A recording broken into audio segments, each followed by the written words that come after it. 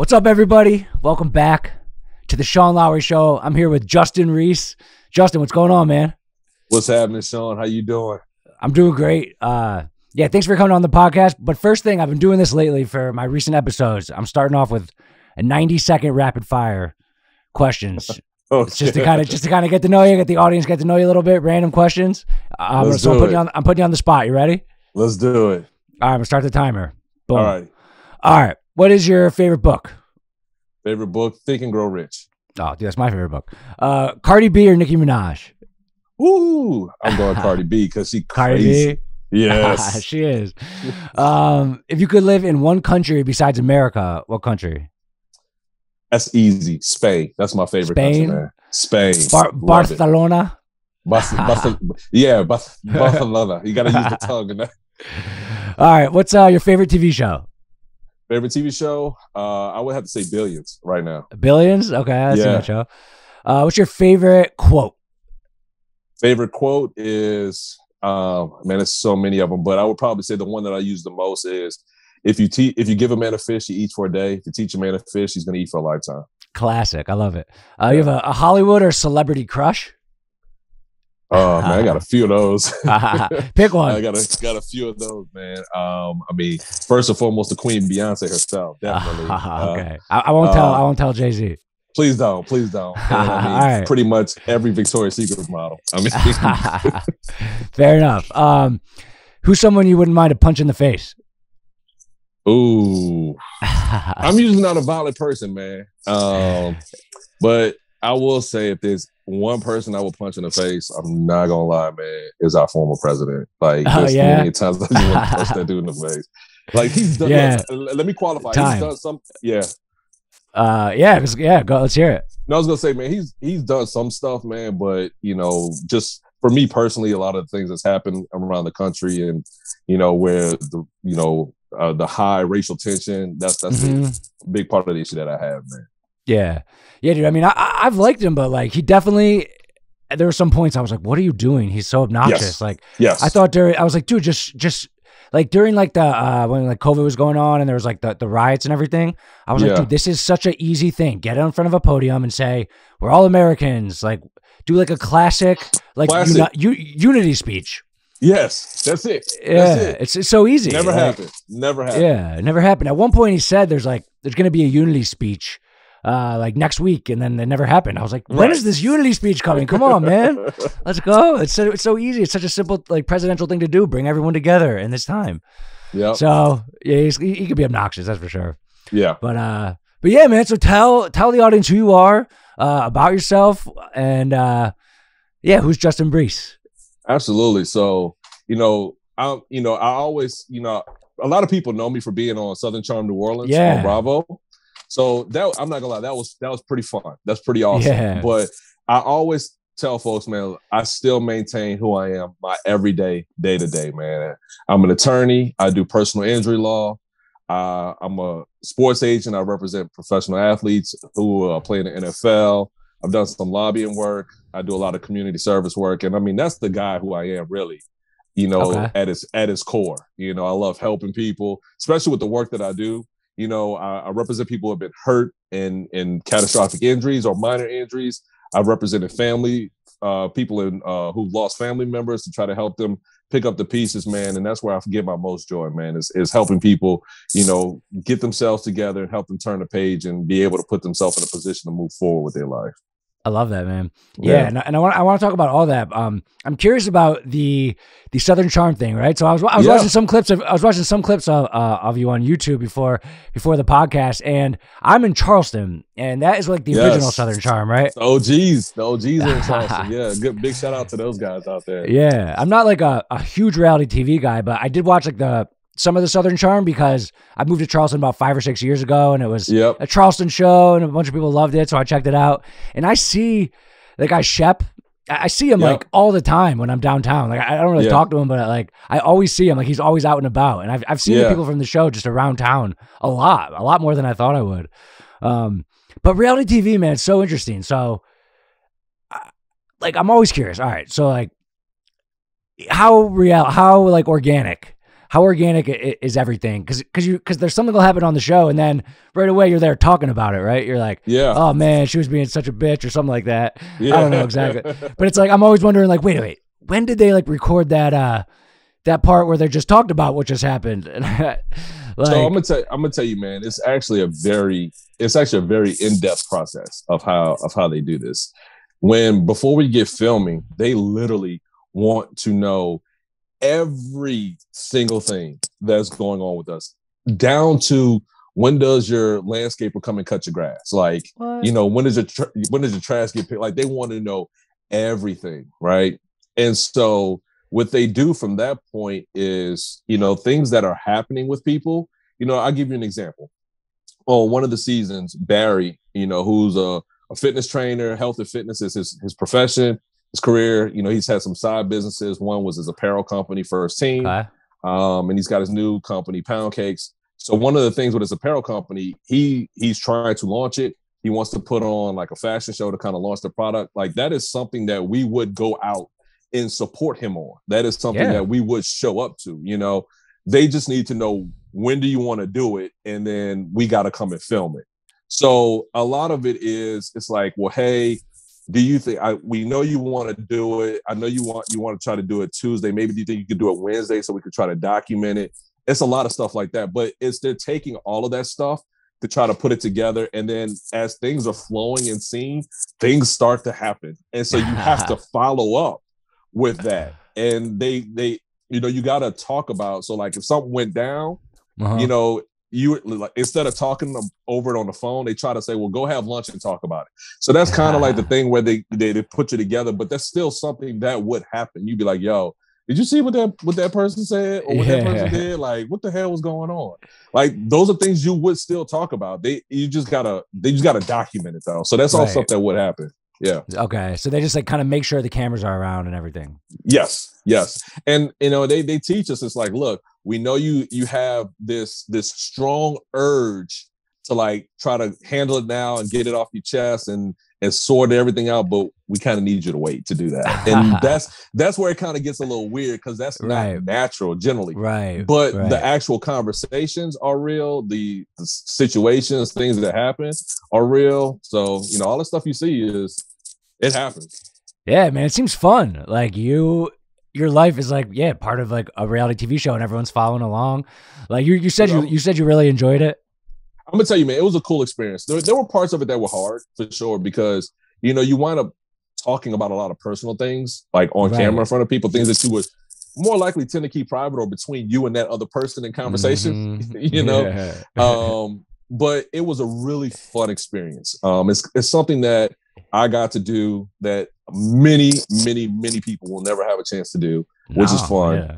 And then at the end of the day, though, I still get to be me. I still get to show people who I am, what I'm about, and I really made sure that I was my most authentic self, showing the things that I was passionate about, the things that I was interested in, how I like to have fun.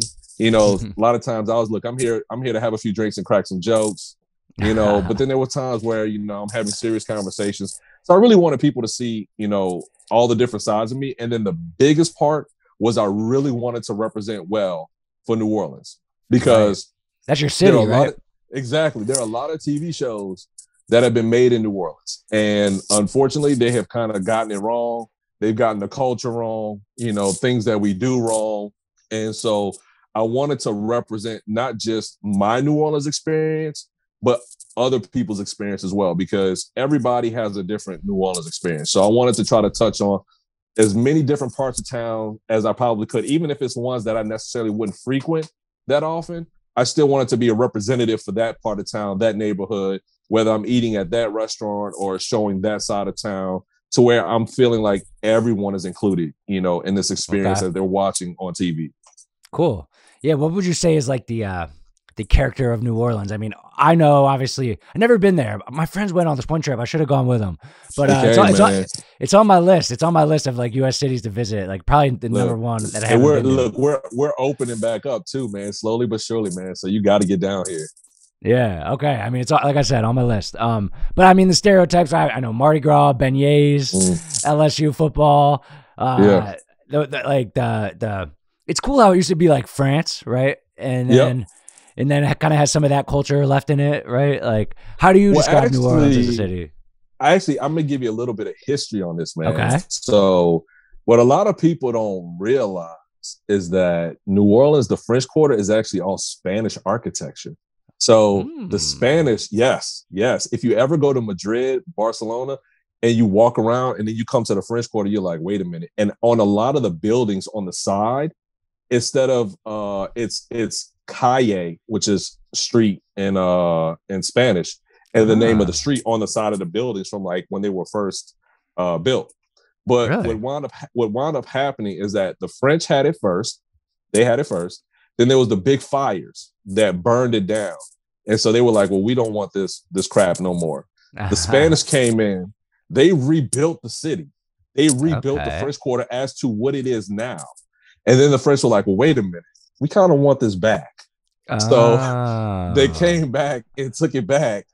And then you have the Louisiana Purchase from the French. Right. So that's like the short clip history of it, man. So the that was there a fight there between Spain and Napoleon? And I think it was Napoleon, right? Like in France? Napoleon was taking everything. Napoleon's taking Louisiana. He was taking Egypt. You know, he was taking he was Russia. He tried Russia. Right. He was trying to become a conqueror as opposed to just a military general for the king and queen of France. Oh yeah, he I've seen like a map of Napoleon's reign, and it gets real big in Europe. Then it does shrink back down after he he got a little too great, just like Alexander the Great, man. He had all of this, and he went one country too far and just got completely decimated. Yeah. But so that's cool. So the Louisiana Purchase, like 1804, and I think Napoleon was fighting all these other wars. And what is Thomas Jefferson? He's just like, we'll take it, man. And I think it was like a really good deal, right? We got like a really good deal from Napoleon. It was like, I think it was like $5 million. I'm trying to remember my it was something history. It was at the time and I mean actually it was more than just Louisiana. The stretch went far. It went well past what Louisiana is today. So but New Orleans is like the first place you'd pull in if right? Like, isn't that it's a port city? Absolutely, the port city. Yeah. Yep. So that's cool, man. And like, is my stereotype of it being like Mardi Gras fun, is that accurate? Or like, I'm sure there's more to it, but so I tell people Mardi Gras is what you make it.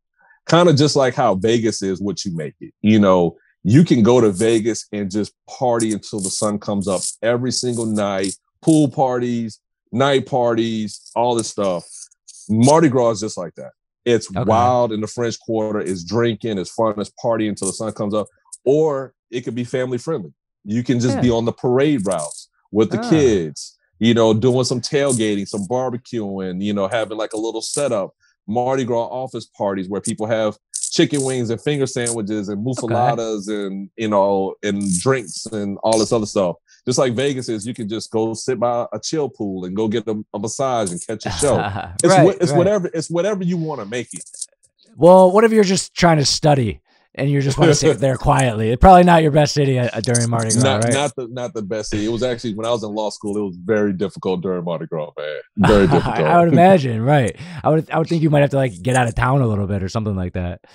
You just got to be disciplined and just stay in wherever your neighborhood is and just don't leave. Pretty much. Don't look out the window. Maybe. No, do not look out the window. It's like hypnotizing, man.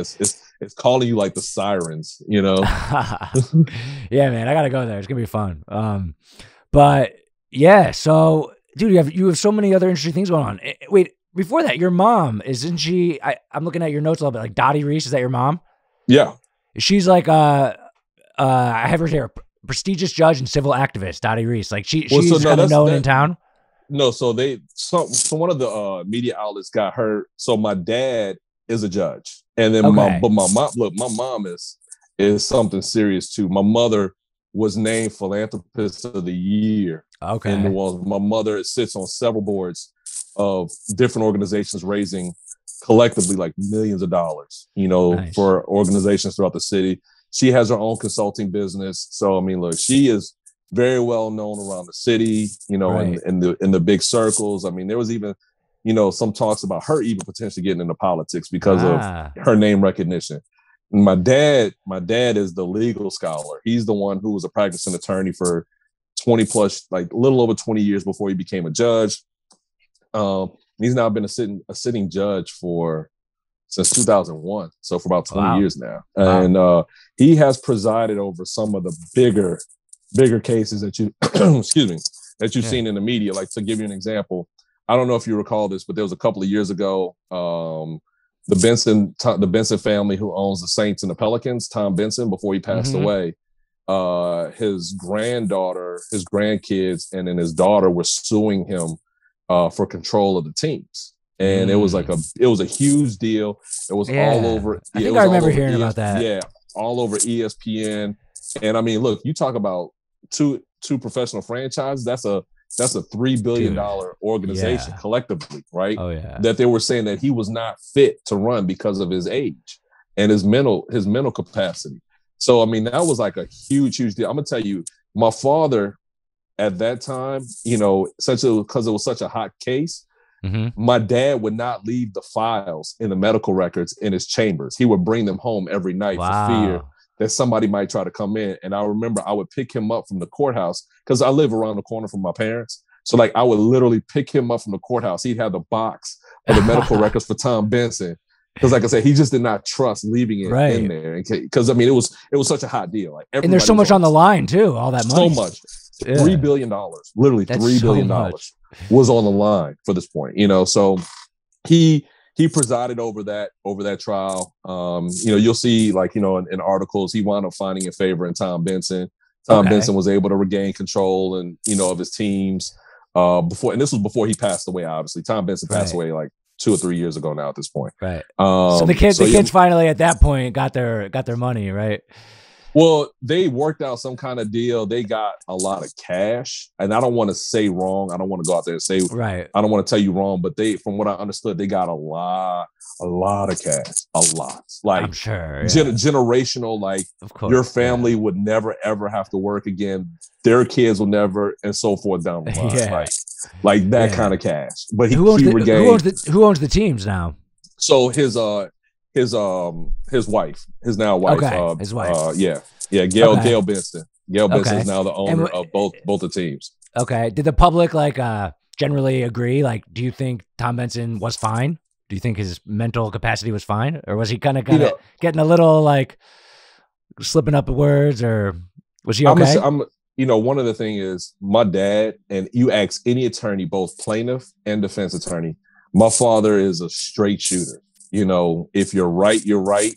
If you're wrong, you're wrong. You know, there's not a single plaintiff attorney. Yeah, there's not a single. Well, you know, people will say because they come from a legal background. So if you're a criminal court judge, many of them have been prosecutors prior to or defense attorneys. So some would argue that, you know, if they were a defense attorney, they might be a little bit more defense lenient, or if they were a prosecutor, they're kind of like more conservative. Same thing with civil attorneys. If you're a plaintiff's attorney, they say, well, you're going to be more liberal, more lenient. Whether if you're a defense attorney, you're going to be more corporate heavy and, you know, conservative. My dad has always, and that's what I was saying, like any plaintiff attorney or defense attorney in town will tell you that my dad's a straight shooter.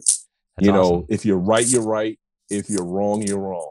And so when he released the judgment, and I had a chance to read it, and he found in favor of Tom because of my dad's credibility. And, you know, and I know I'm being a little biased here, but I mean, he got elected. He's been there for 20 years. He's doing something right. And he has to get reelected every 6 years. So he's doing something correct. Yeah, exactly.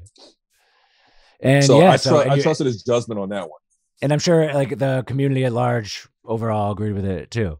Yeah. So from what I heard, and like I said, you got to take this with a grain of salt. Yeah. The courthouse has a media relations person. So whenever there's a big trial or a big case that the media wants to cover, they kind of have, the courthouse also has a PR person that they allow to like release the judgment to all the media outlets so they can report on it.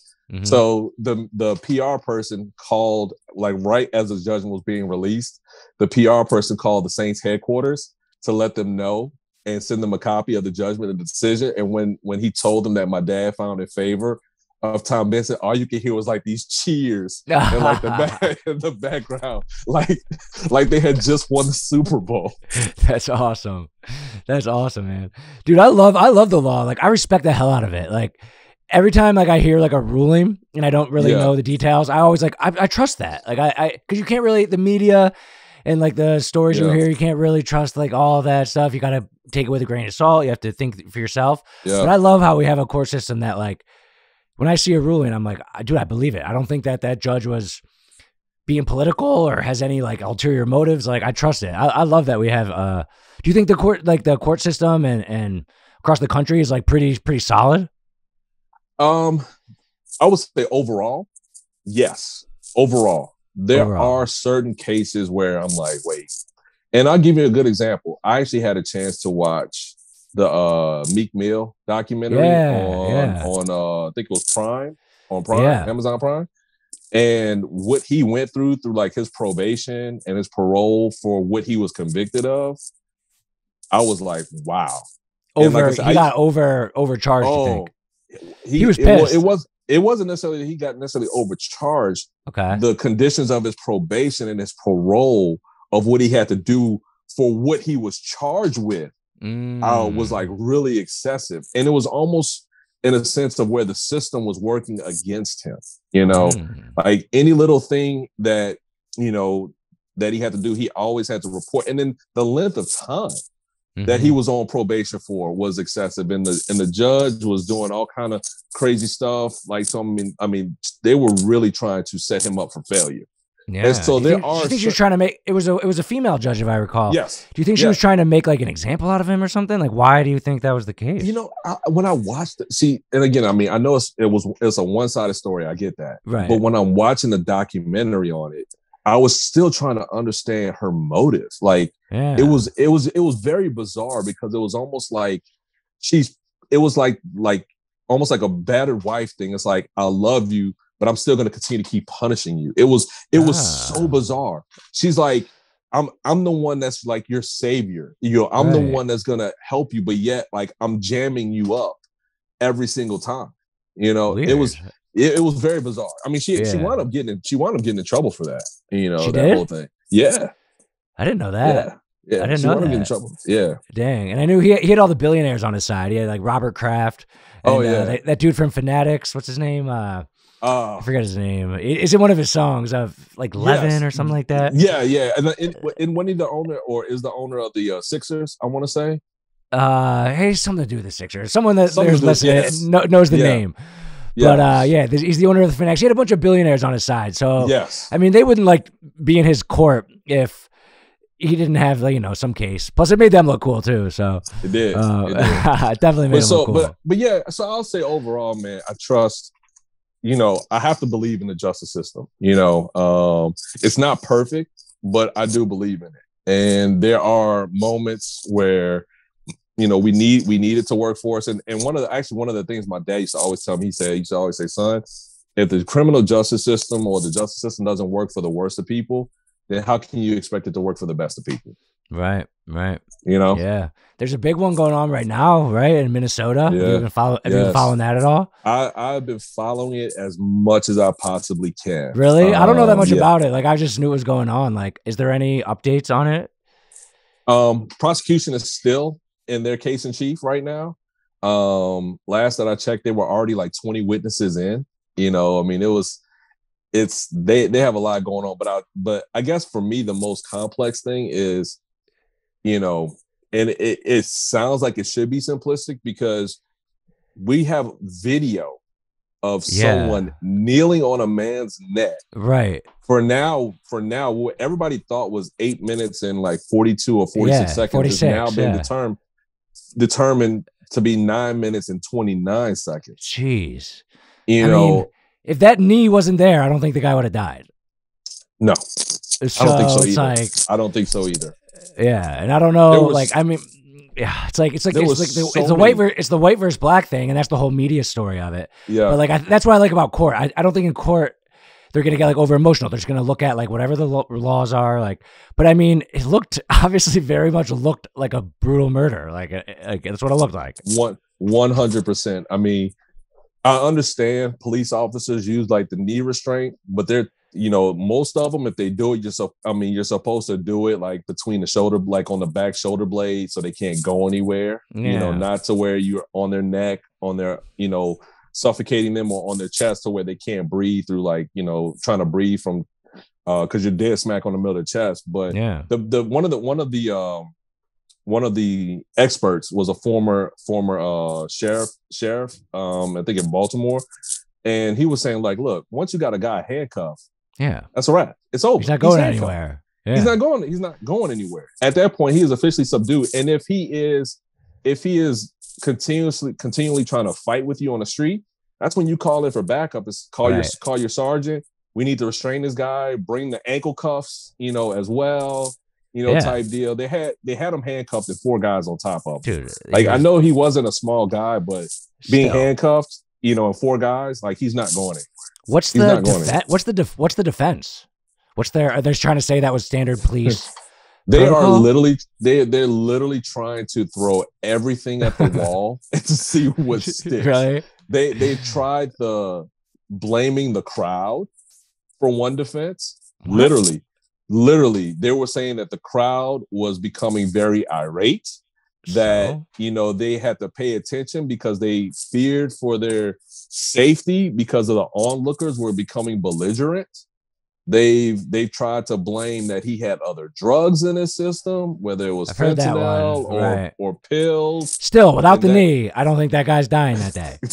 Exactly. Yeah. They've thrown a couple of things at the wall to see what's going to stay. They've even tried to argue certain training procedures, and they had one detective or a law enforcement officer talking about different chokeholds and how that's a certain chokehold is different than the one that he did, and how when people say, like, the testimony was, you've arrested people that say I can't breathe, and did you believe them? Like, no, I don't believe them. I mean, they're literally throwing anything at the wall that's going to possibly stick, for this defense. Yeah, I think, I can't think of anything good.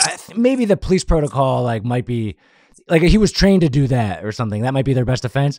But it doesn't seem like, from me as absolutely nobody involved in this, I don't, he's got to be guilty. That's what it seems like. Has to. It's going to come down to which charge he becomes convicted of, whether it's the 3rd degree or the negligent homicide or the manslaughter. Like, it's going to all come down to, which one it is. But I think I'm confident that he's going to get convicted. Confident. And for one of those, I mean, do you care which one? I mean, do you want the what's it, level 1 murder? Then you said, was that when you said neglected homicide, or what was that? Negligent homicide. That's probably a lesser charge. That's the lesser. That's definitely a lesser charge. So for me, look, negligent homicide is maybe max 3 to 5 years in jail. Max. Yeah, max. I feel like he deserves more than that. Yeah. Yeah. Yes. Absolutely. Yeah. Absolutely. Okay. So I'm hoping he gets convicted of one of the more serious charges, And also, too, man, I'm gonna tell you from this, it's absolutely horrendous that, a man's death, has to be a learning experience. A man's death is hopefully being used as a catalyst for changes. It's sad that even has to get to that point, right? You know what I'm saying? But I will say this, though. One of the things that I really hope for in the future is that, and I loved watching the Minneapolis sheriff or police chief testify, because he wasn't trying to defend Chauvin. He's actually saying, like, no, this is not what we do. This is not what we teach. And I would love to see a change in police culture, because I respect the police. I really do. Yeah. But one of the things that drives me nuts about those guys is that they always cover for those, even for the ones that have done wrong. Kind of like a brotherhood kind of thing. Yes. Like, and look, I have friends who are cops. I have family who are cops. And I 100% respect those guys, right? Yeah. But there needs to be a level of accountability, or more accountability for the bad apples out there, because being a police officer, you have a lot of power. Mm-hmm. You have a lot of power on the streets. Mm-hmm. And with that power comes a lot of responsibility. And look, they put their lives on the line every day. They don't know if they're coming home. Their families don't know if they're going to see them again. And I get that. But again, no one also forced you to take that job either. You chose that profession for whatever reason that is. And that has a lot of responsibility that comes with that. And I want to see those guys hold each other accountable. Right. As an attorney, if I see another attorney doing something wrong, I actually have an ethical duty to do something about it. Because if I don't do something about that's it, the culture. I get in trouble. I get in trouble. I there also get in trouble. I also get in trouble. If I know about it and I do nothing, it's kind of like it's kind of like I used to be an educator before I became a lawyer. The same thing. You have a mandatory reporting. If you know something is going on with a kid, a student that is going to affect them, that is dangerous, or something bad happened, you have a duty to report. Yeah. That's the rules. That's the rules, and that's also probably became the culture. So, with the police, they have to change the culture of that. Exactly. You don't protect. You might have went through training together, and you might be partners. But if the culture is brotherhood, we have to change the culture to be like it is in those other instances in education, where they have to be accountable. I wonder if you said the police chief mentioned that those aren't our practices. I wonder if that'll be brought up in court. Oh no, he already testified. That was huge. He testified. Yeah, he already testified. Dude, this guy's going down. Huge. That's huge. Yeah, that was huge. That's his testimony coming from the police chief saying no, that's not how we train our officers. That's not the behavior. That's huge, dude. He's going down. That's huge. Yeah. Didn't those guys, George Floyd and Chauvin, know each other or something like that? So there were reports earlier, from what I remember, that they worked at a bar, doing security, where Floyd might have been the doorman, and that Chauvin was possible a detail, for that particular bar. So they've had, let's just say, they might not have been friends, but they've at least crossed paths. That seems relevant in some way. I don't know. It just seems like it's relevant. Maybe it's not, but yeah. But yeah, man, it's interesting. I feel like just a lot of cops are maybe there should be a better vetting process. I feel like they're just guys who just got picked on in high school and they're pissed off or something, and they're so pumped to wield this power, and I don't know. I don't know exactly what it should be, but some would make that argument, and I would believe that's actually the case for some guys. Yeah, some guys, for right? Sure. Yeah. Most police are great. Yeah, but it is interesting, and imagine if it's not guilty. I'm sure everyone will go nuts again.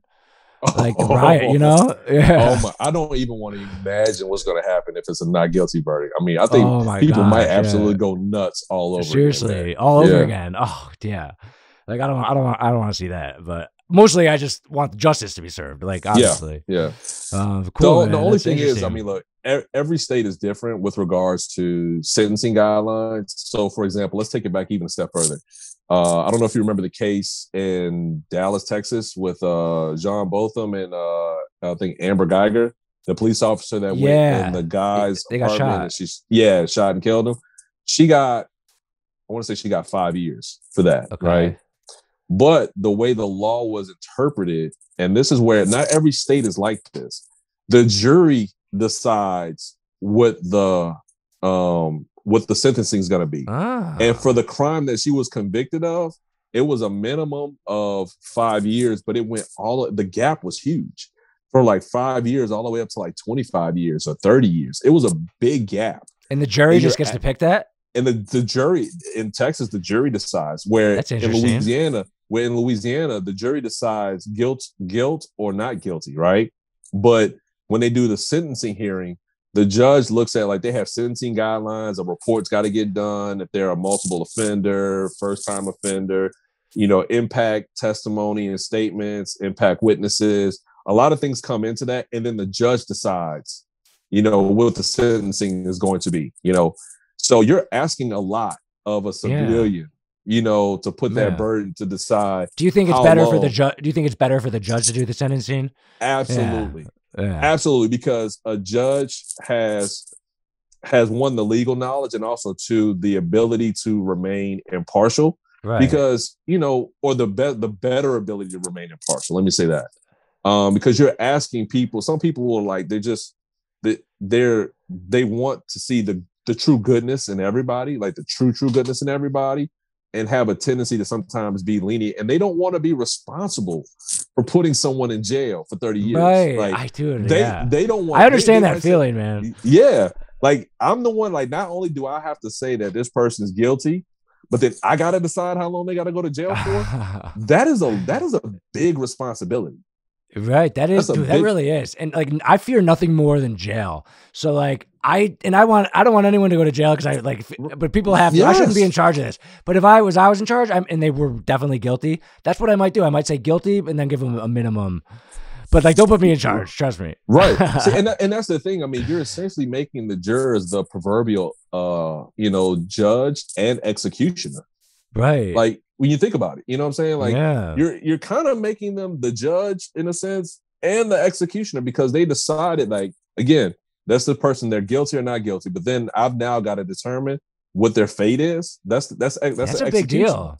That's a big deal. So Texas is like that. And are any other states like that? I'm not sure the other states, but just watching that trial and how that trial unfolded. And I learned that. I mean, I was completely shocked. I had no idea. I was completely shocked. I was like, you know, like Louisiana law inside and out. Yes. Yeah. Okay. So it really is a state by state thing. That's interesting. It is. It is. Like criminal charges are so different across the different states. From first degree murders to second degree murder, every state is completely different. You know how and what they charge, and then what their sentencing guidelines are. How many states have the electric chair now? Oh, well, no one does the. They still do death penalty, but no one does the electric chair anymore. I guess that's what I meant. Electric chair sounds like crazier. Yeah, they do the lethal injection. Texas, Louisiana, Alabama. Who else? I know those three for sure. Okay, most don't. I believe, right? I don't know what the ratio is. I'm gonna have to. Okay. That's a good question. I gotta look at that. I don't know what the ratio is anymore. What are your thoughts on that? Like, are you pro? That's tough, man. Because look, that's tough. Because I actually, I sat on a jury. I was in a jury panel one time. I mean, ironically, me being a lawyer, I was on a panel to potentially be a juror in a criminal case, and it was a murder. You know, guy got stabbed in the head at a nightclub. Yeah, it was a crazy situation. And there was the talks of being a capital crime, death penalty case. And I was like, whoa, like, I wound up not getting selected. I mean, obviously, they used what they call a peremptory exception and just excluded me because what happens, quick little, and lawyer talk, quick little sidebar. When you have lawyers on juries, sometimes you wind up having to convince that one lawyer, because they're going to go in the back and explain the law to everybody. So instead of having a 12-person jury, you wind up having a jury of one. So that's why more often than not, you don't have lawyers on juries. But makes sense. That's actually tough for me, man. I'm gonna tell you why. I know we have it. I still wonder about the humanity, of it, the humane side of it. You mean, yes, you're putting someone to sleep and then you're stopping their heart, but it's still weird for me. And also, I think a bigger punishment is to let them think about what they did for the rest of their life. Dude, yeah. I mean, I was just thinking to myself, if I had a choice, life in prison or the death penalty, dude, I mean, hopefully I never have to face this. I might lean towards death penalty. Yeah, at that point, just take me out, Yeah, dude. I mean, I think that's, I actually, from a person, I think that's the easy way out. Right, true. Honestly. So, I think being put in prison for a life sentence, that is, to me, is much harsher. Yeah. Yeah. And then some people might talk about, like, you still have to feed this guy, like, however much it costs or something. But yeah, I mean, it's interesting. I don't really know what I think about it, but I guess I might be pro, because if I had a choice, I think I would choose death penalty over life in prison. So maybe that makes me pro death penalty. Isn't there like a problem with like the private prisons and the fact that you need to like fill these holes like a dorm? Yes. So I have a huge issue with the privatization of prisons, man, because it creates this whole slippery slope where, again, in order for them to operate, you need, just like if you buy real estate and you have an apartment complex, you need people living in there in order for it to be profitable. And so that, to me, you're kind of creating this vicious cycle where, the part of prison is supposed to be for rehabilitation. Excuse me, right? Mm-hmm. Well, you got people out, they're on probation, parole, and I think because these private prisons need to have people in there for them to survive, they're looking for people to slip up and parole and probation to get them back into prison. So what do they do? Like, what do they do? Like lobby to make laws like more in favor of putting people in prison, or do they talk to the police and they're like, go catch more people? How do they get people to come into their private prisons?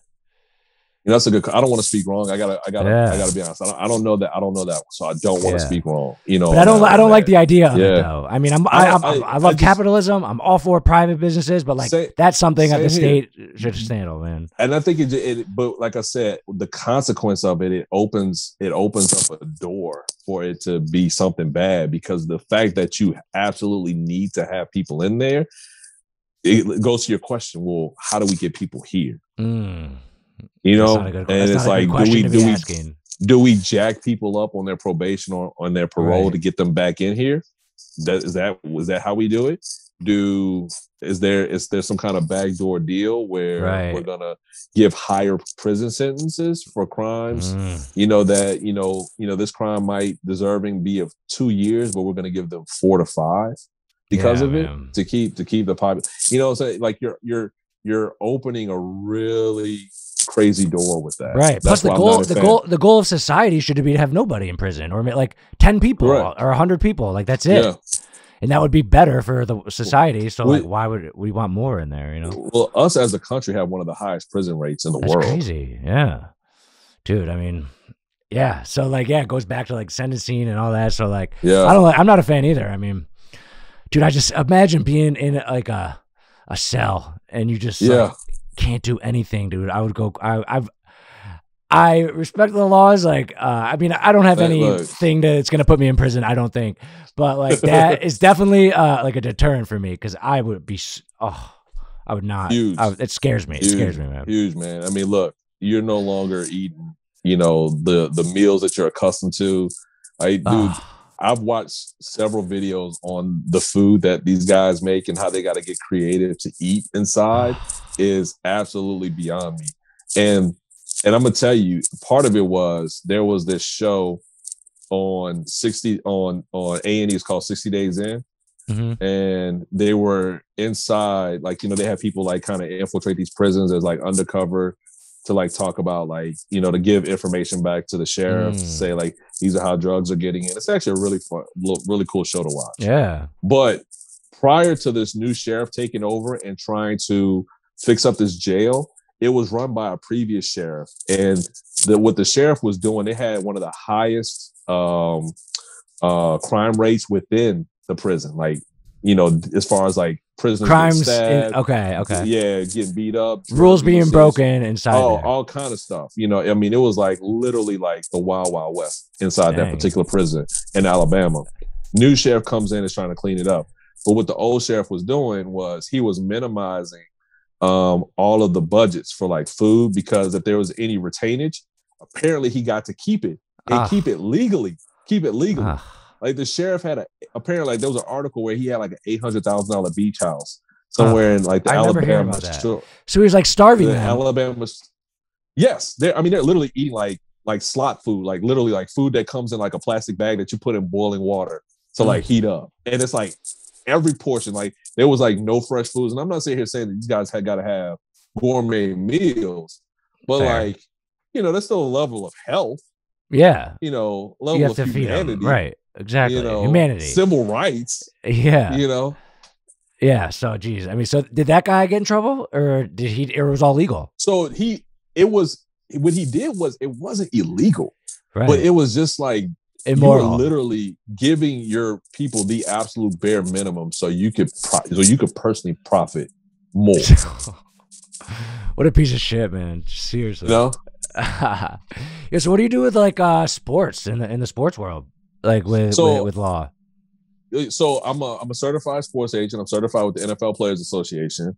And so I represent guys coming out of college who are looking to get drafted for their eligible draft class year, as well as guys who play on NFL teams. And if their contract ends, to renegotiate with their team or negotiate a new contract with the new team for them. Okay. That's awesome. Yeah. Like, who Garyvee is? Oh, absolutely. Matter of fact, I just recently, not recently, a couple months ago, I was on one of his kind of special invitation Zoom calls. Oh, nice. And we were talking about, business and things like that. And one of, I guess, our segments from our Zoom call was put into his main feed. Oh, nice. Yeah. That's awesome. Yeah, he has sports, Vayner Sports. He's trying to, yes. I don't know how similar he's a sports agent. Like the same thing, sports right? agent as well. Yeah, he's a sports agent. And I think in one of his pitches is because he's all about personal branding and business. And I'm sure like negotiating the deals he's got to work on. But like he's saying to like NFL athletes, like, I will help you with your personal brand. So when you retire at 32, which is so young to retire for an NFL athlete, he's like, I can help you with like you're making money after that. You're even lucky if you get to retire at 32. Dude, most guys are out of the league. Let's say if they get to the league at 21, 22 years old, right? They're probably, the overwhelming majority of them are out of the league by 25, 26. Dang, dude. That's like, the glory of being like an NFL player. Like, I get it. It's awesome, but it's not like if you had a list of careers, it's not number one. It's so short, especially running backs, man. Even like fantasy football. Imagine like how many different running backs have been number one, like because they just go. Like, I feel like they just give them their rookie contract, run them like crazy.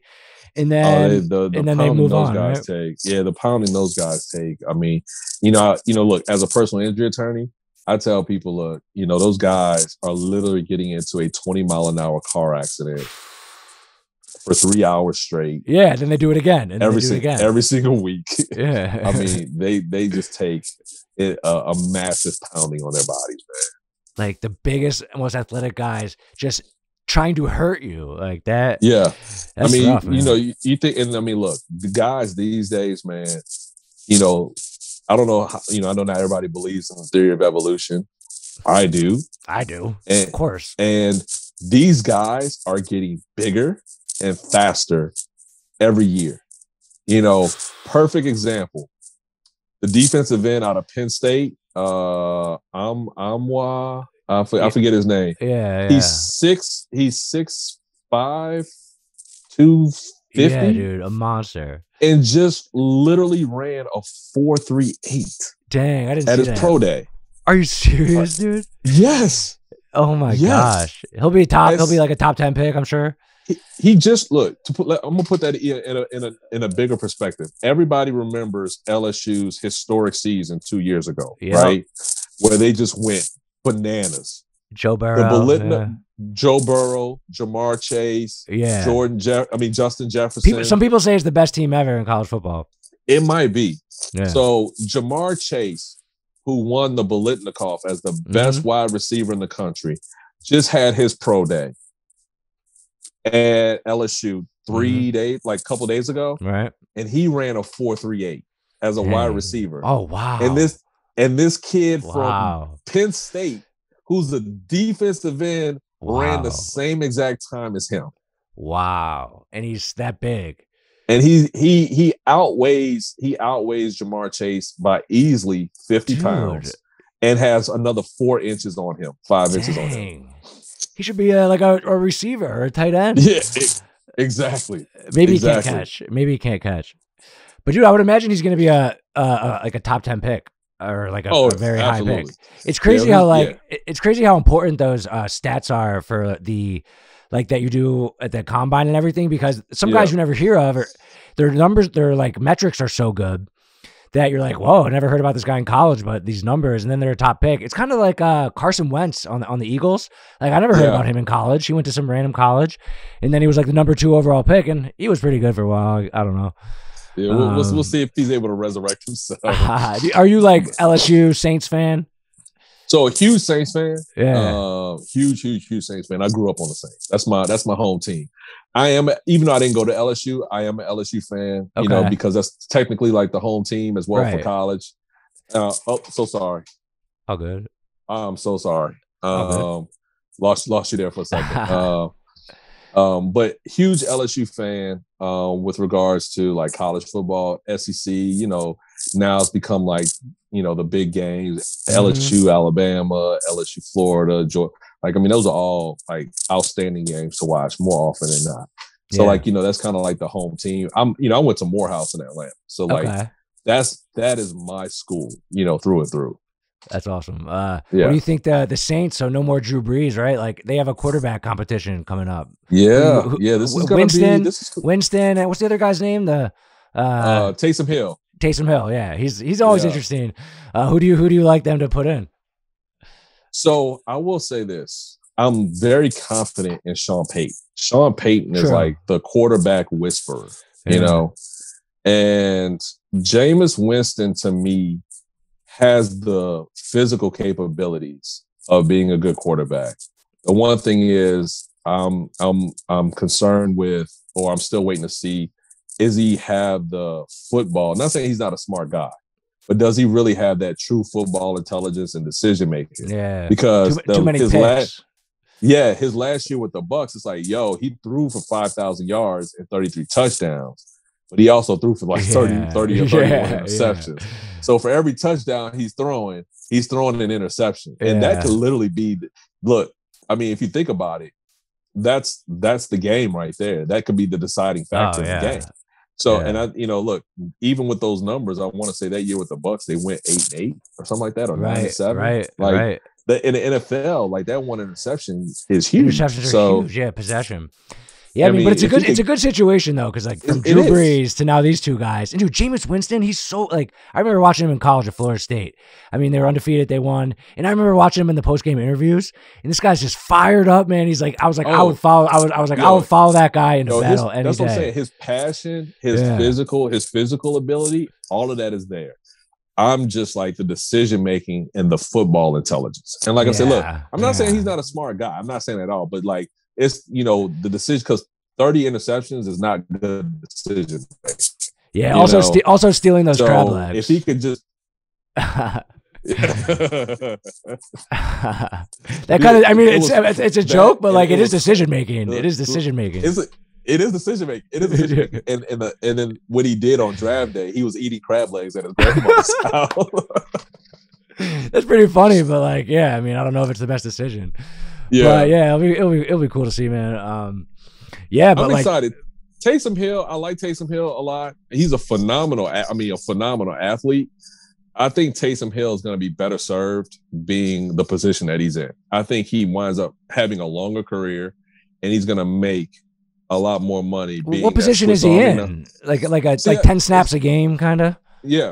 I mean, he gets. I think he actually gets a little bit more than that. But I mean, his role to be versatile. Whether if he comes in at quarterback, he can throw the ball, so you got to respect it. Right. He can also run the ball. The thing is like this. When a certain person is coming into the game, you can kind of predict what the play is going to be. So like how they have like running back combinations where you have a power runner. And then you have a pass catching running back. So once you get to like third down and like now here comes your pass catching running back, it's like, okay, I wonder what the play is going to be, guys.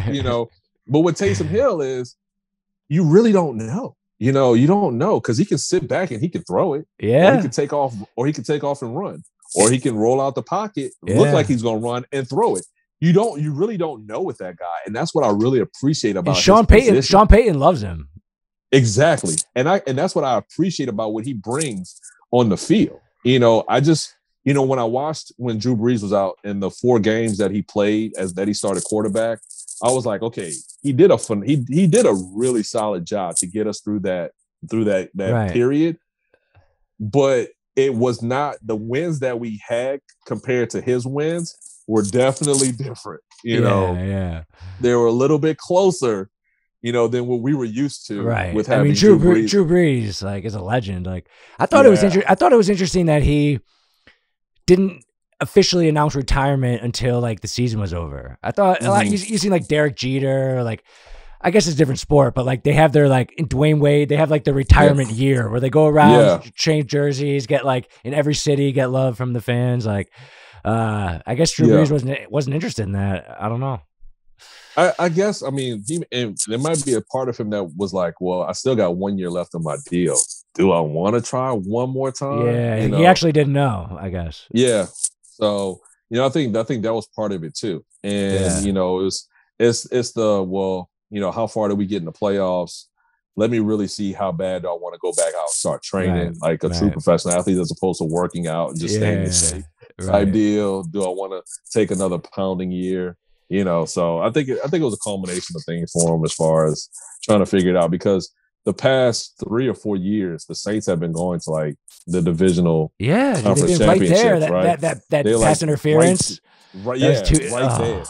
And so it's kind of like, it's almost like, we're like right there. Do I want to give it one more shot? Yeah.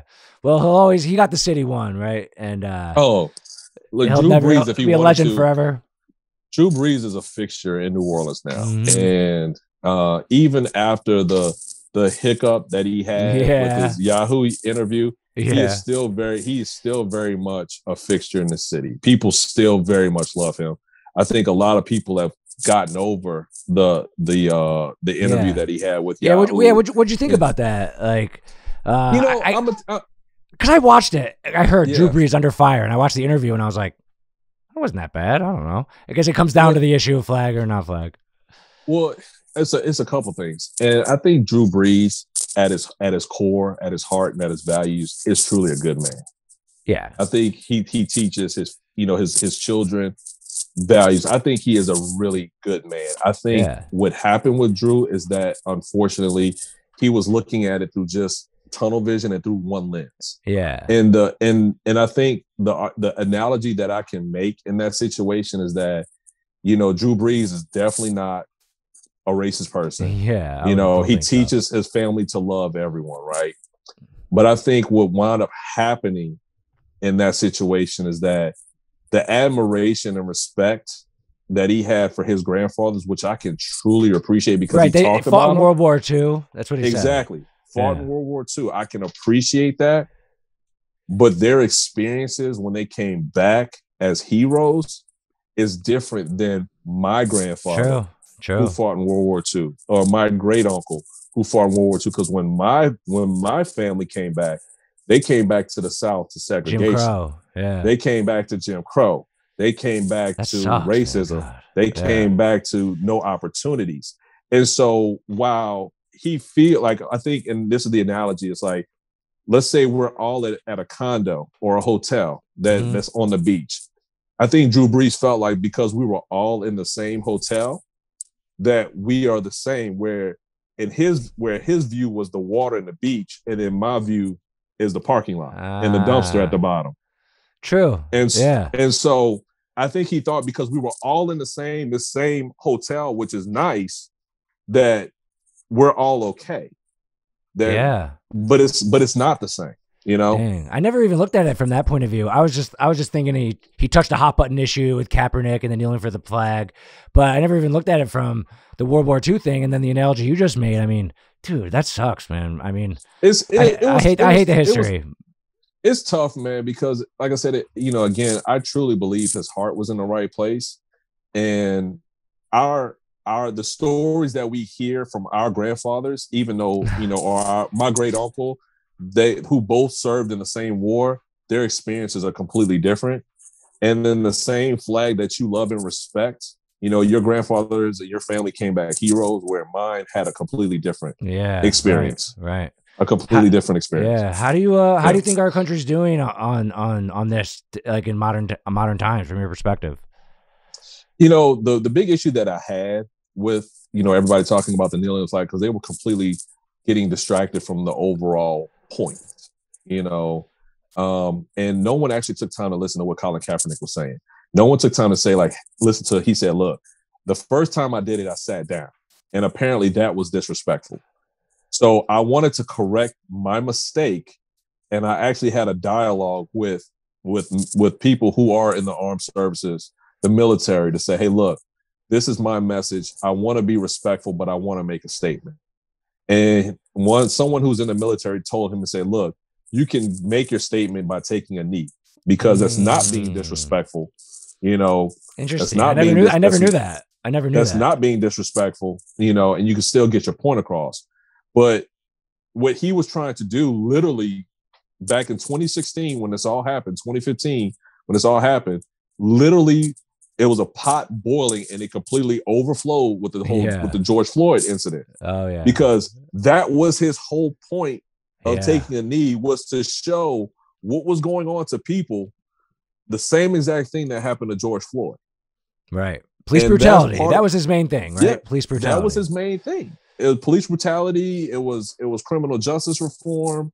You know, those were the two big things. And and unfortunately, like I said, it took a man losing his life for even the NFL to recognize. He was like, well, we got this. Sorry, guys, we got this one wrong.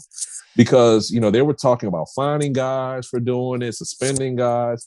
And that in itself violates First Amendment rights, freedom of speech. But again, it's a private company, private organization. So, you know, I think what they eventually did was they stopped like putting it on TV. I heard that from someone. Like, my wife's dad was at an Eagles game. I think it was preseason, and he said there was a couple guys kneeling. And this was the year like after it was such a big deal. But he said they just didn't like put it on TV, so no one talked about it. They might have kind of like just paying the crowd during the national anthem, as opposed to like show the guys on the team. But yeah, that was the whole thing. And I think a lot of people, like, they kept focusing on you're disrespecting the flag and you're disrespecting, you know, the armed forces. Like, it has nothing to do with those guys. Like, first of all, the flag does not belong to the military. The military wears it as identification for the country that they're serving. Right. The flag belongs to you. It belongs to me. It belongs to the other 340 million Americans that live in this country. Yeah. It's not just for the military. Right. And the flag represents our constitutional rights. So all of the super gun toters, like, and look, I respect, like, I have firearms in my house. Okay. I'm all about the Second Amendment, but we also have the First Amendment, and that's freedom of speech. And you cannot get mad when someone wants to exercise their First Amendment right. Yeah. So you know, a lot of people want to pick and choose which constitutional rights are okay to exercise, you know, or, you know, when's a good time to do a protest? Like, you do a protest to disrupt things. You don't set a time for a protest, you know, like, well, let me come protest at 3:00 in the afternoon at the park while everybody's at work. Oh, that's going to be very impactful. You know? I feel you, man. Yeah, I hear you. So you think like the Derek Chauvin thing kind of like justified like what Colin Kaepernick was saying. And then like I don't know, from the experience that your grandparents had when they came back from World War II, like, do you think like our country is like a lot better now in that sense? Or do you like, you understand what I'm asking? Like, do you think the country's like racist? Do you feel like that's still an issue? Because I don't know, if they came back from war now, it wouldn't be the same difference between Drew Brees' grandparents and your grandparents. I don't think it would. No, that part is different because, like I said, during that time period, they still had, because they came back from World War II in 45, right? Yeah, World War II ended in 1945. Yep. Yeah. So at that point, segregation is in full effect. Yeah, like, they didn't sign they didn't sign the Civil Rights Act until 65. And then really it wasn't, you didn't start having integration into majority schools until like the early 70s. Yeah. You know, I'm going to keep it in sports. Bear Bryant didn't start bringing in, you know, African-American players to Alabama until like 1973. You know, that's late, man. Jeez. Yeah. And it took Alabama getting their asses handed to them by USC for him to realize, wait a minute, you know, we need some different caliber of players on this team if we want to do something. He was like kind of a pioneer in that sense, right? Yes, he was, because Alabama was not for it. You know, they were not for it. And it took them getting beat by a team that had a good bit of African-American players on it for them to see, like, you know, we're not as good as we think we are, you know? Right. But as far as like getting back to your question, I think racism has always been here, but I think with our past presidents, both Democratic and Republican, they have done a lot, in my opinion, to suppress racism and not really give it a platform, you know. And I think with this past presidency, Donald Trump allowed people to truly just express who they are and how they feel. And that's why I feel like you really started kind of seeing like this big surge with, like, you know, these very far conservative groups like, you know, Proud Boys and, you know, some of these other groups that have just really started kind of coming out. They're like, whoa, where did you guys come from? I haven't seen this type of demonstration in years, right? In years. And so, I even go back. I remember there was one interview when Obama was first running for president. He was running against Senator John McCain. And, I tell, more often than not, I'm what I call myself a moderate liberal. I'm not far left because that's where most Americans are, like center left, center right. Yeah. And so I was actually a huge, huge, huge fan of Senator John McCain. And I actually struggle. Like, I voted Democratic in the past, but like, man, this John McCain guy, I really like him, but I also like Obama. And I wound up voting for Obama at the end, but John McCain said something. It was the whole thing because Barack Obama has an Islamic name. They were all he's a Muslim and all this other nonsense. And there was a lady, there was an older white lady at one of his rallies who was like, he's a Muslim and he's this. And he was like, ma'am, no, we're not going to do that. Right. We're not going to do that. I respect Senator Obama.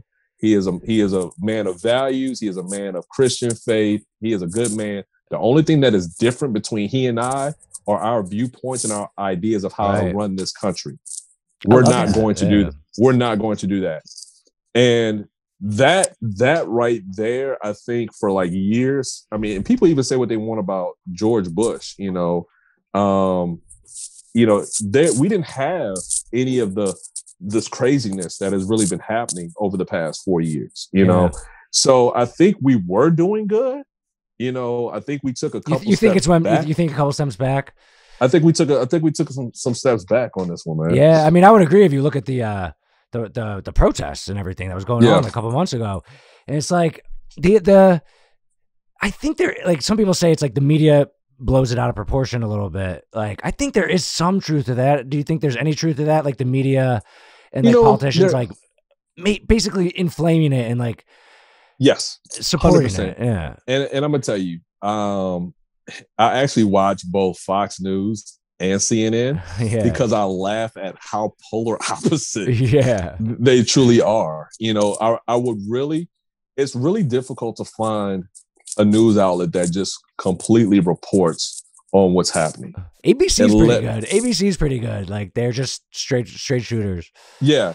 Between CNN and Fox, I mean, they really know how to kind of headline right, piss people off, get emotions flowing, get the emotions flowing on both sides. Yeah, exactly. And so I gotta be. I gotta watch both to find balance because I gotta be careful because I could get super pissed off at some of the things that Fox says, and then I could get super, overly emotional at some of the things CNN says, and I'm like, wait a minute, you gotta watch that. I gotta watch that, man. Yeah, like, everyone does. All voters like emotions. Yeah. Emotions are like too prominent in decision making when people like vote. Like it's all about emotions, and it shouldn't be like that. But I guess that's just the nature of politics.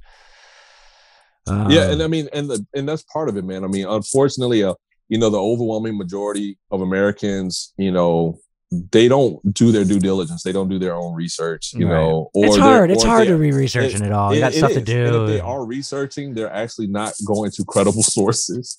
So that's the other side of it too. So, you have, people saying things and making decisions based on a lot of times either no information or inaccurate information. Right. Yeah. You want to know who I want to be president?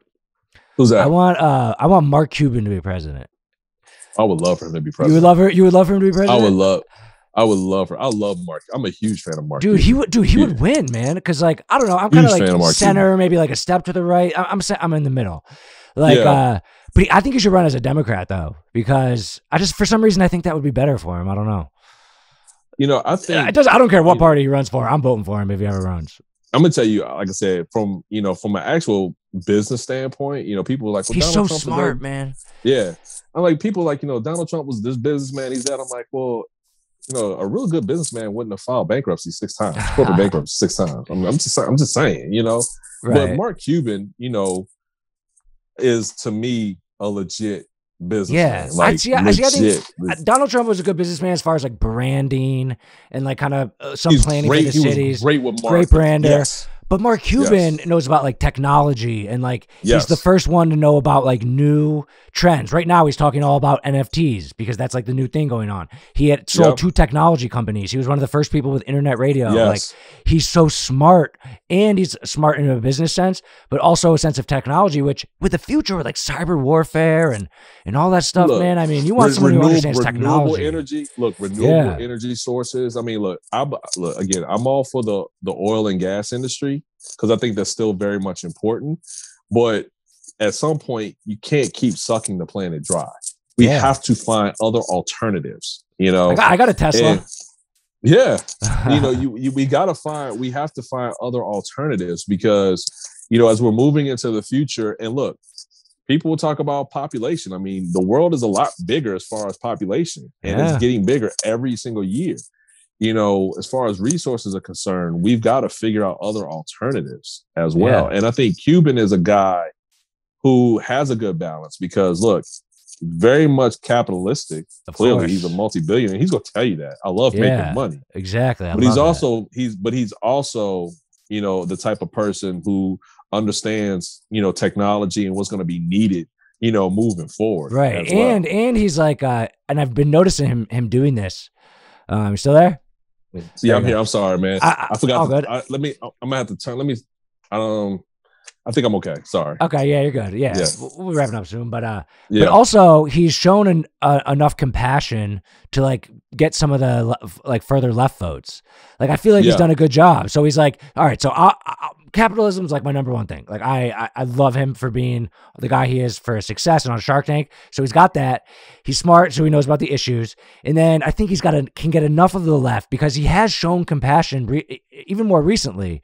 And I feel like he'd be just like everything that people wanted from Donald Trump to be like the good parts. He could be that, but better, and he could be compassionate, and he's a little younger and more like with it, and like, dude, I think he would be perfect. I really do think that. Not only is he compassionate, but he also has the passion. That guy's got energy for days, man. Yeah. So Mark Cuban for president, dude. I mean, he's talked about it. He's never said like no. I've seen him been asked it before, and he's like, maybe I'm interested. So I like it. I like it. He could be a Democrat and maybe win Texas because he's like, Dallas and everything. Texas might be primed for a swing in the next couple of years, man. I mean, if you look at who would be better than him at swinging Texas? Absolutely. But even if you look at the numbers in Texas, Texas obviously has been a predominantly red state. So when you start looking at the bigger metropolitan areas, the Houstons, the Dallas, Houston's very blue, Austin, those areas, man. And I mean, now, San Antonio, those areas, they're growing, they're expanding. Everyone from California is coming, bringing their politics. Exactly. Their politics, Texas is becoming the tech capital of the South. Yeah. So, we'll see. That state is slowly changing. Yeah. Will Louisiana ever go blue?